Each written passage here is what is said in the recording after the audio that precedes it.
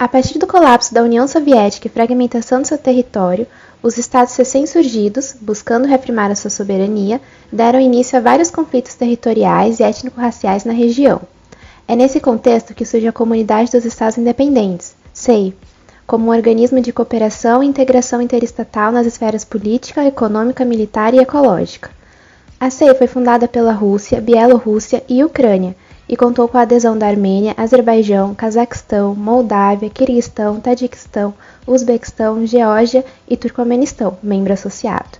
Atualmente, somente a Geórgia e a Ucrânia não participam mais da comunidade. A CEI é estruturada por conselhos, sendo eles o de chefes de Estado, chefes de governo, ministros dos negócios estrangeiros, defesa e tropas de fronteira, pelo Comitê de Coordenação e Consulta, órgão responsável por elaborar as propostas de cooperação, pelo Tribunal Econômico e pela Comissão de Direitos Humanos. É por meio da CEI que a Rússia, Estado-membro mais influente, projeta sua política externa. Inicialmente, como o país buscava um maior alinhamento com o Ocidente, acabou por negligenciar o espaço pós-soviético, o que impactou negativamente o plano de integração da CEI.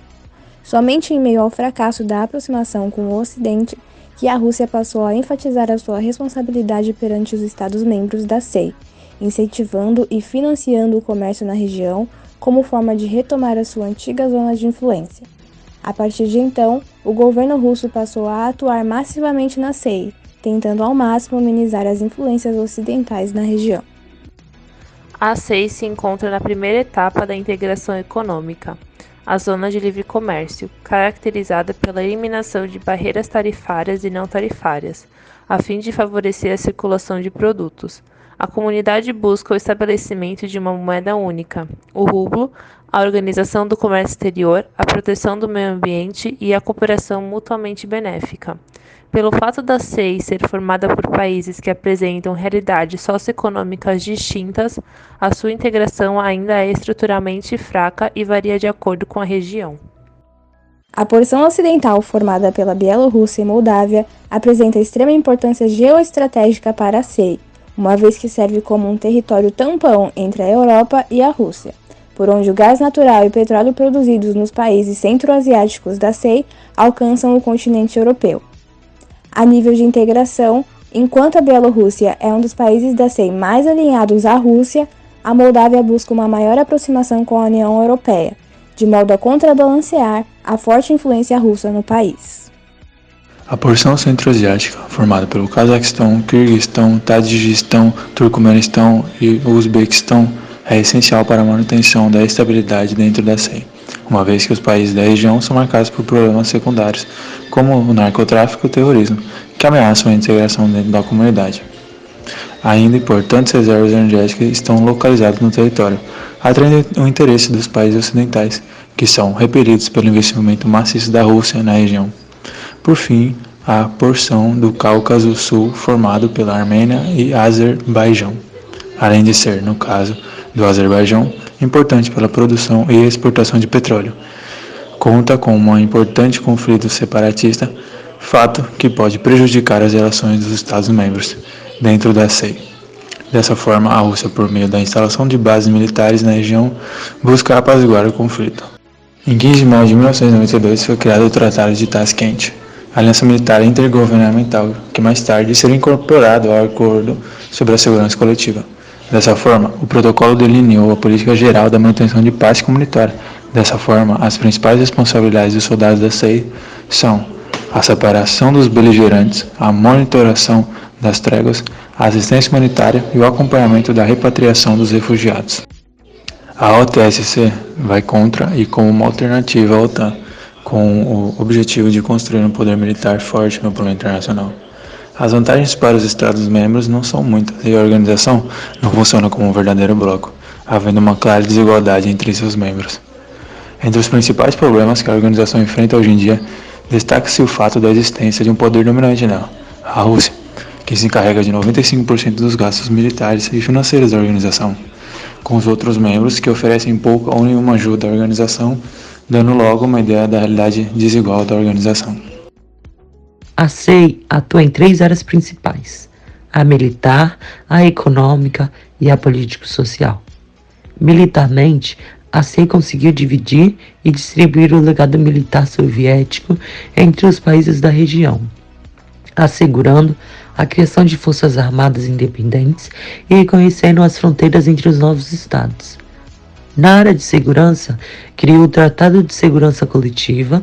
Contudo, já que os países membros não apresentam uma postura única perante as disputas territoriais surgidas na região, a SEI é politicamente limitada no que envolve o reconhecimento da independência dos estados separatistas. Do ponto de vista econômico, a SEI atualmente conta com uma área de livre comércio, dispondo também de organizações associadas que buscam uma integração regional mais efetiva entre determinados Estados-membros, como a Comunidade Econômica Euroasiática, formada através da União Aduaneira entre a Bielorrússia, Cazaquistão, Quirguistão, Rússia, Tajiquistão e Uzbequistão, com o objetivo de estabelecer uma integração nas esferas econômica e humanitária.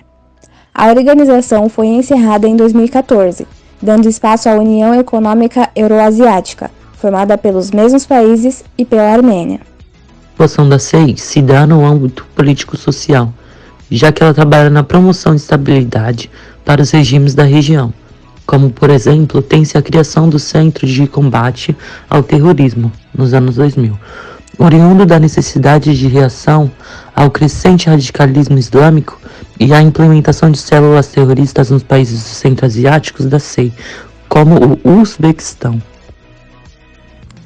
Além do terrorismo, os países centro-asiáticos da comunidade ainda enfrentam o narcotráfico, que impacta diretamente o processo de integração econômica e de desenvolvimento social na região.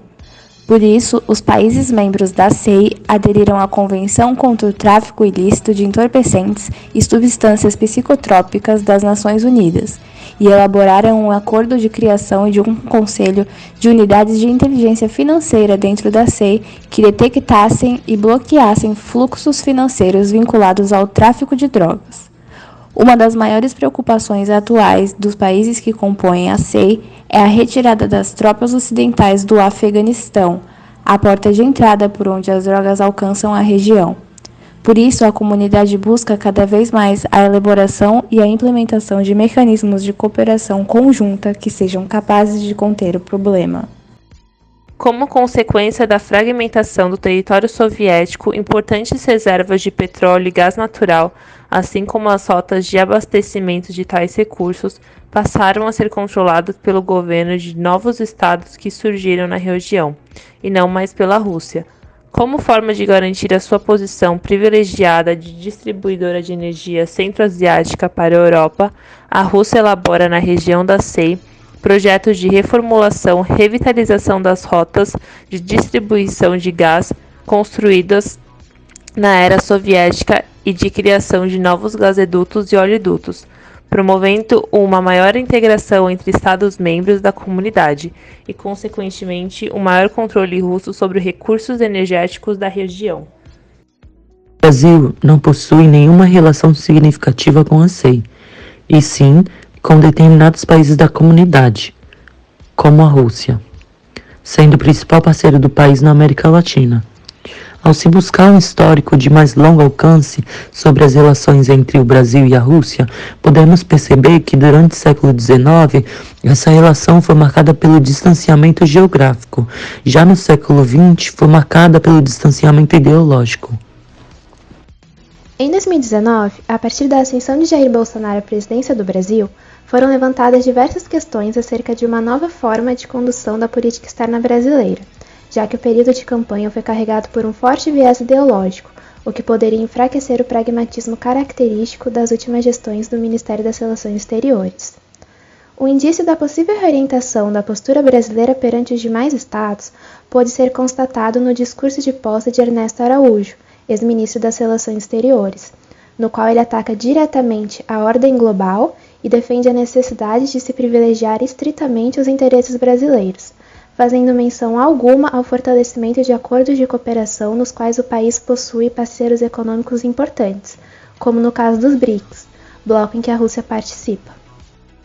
O alinhamento completo com os Estados Unidos se apresenta como peça central da nova política externa brasileira, sendo percebido em um primeiro momento como um possível fator de enfraquecimento das relações do Brasil com países como China e Rússia. Por meio da avaliação da política externa do governo Bolsonaro após esses anos de mandato, verifica-se que esse alinhamento com os norte-americanos de fato foi defendido, e a relação do Brasil com os países do BRICS experimentou certo estremecimento.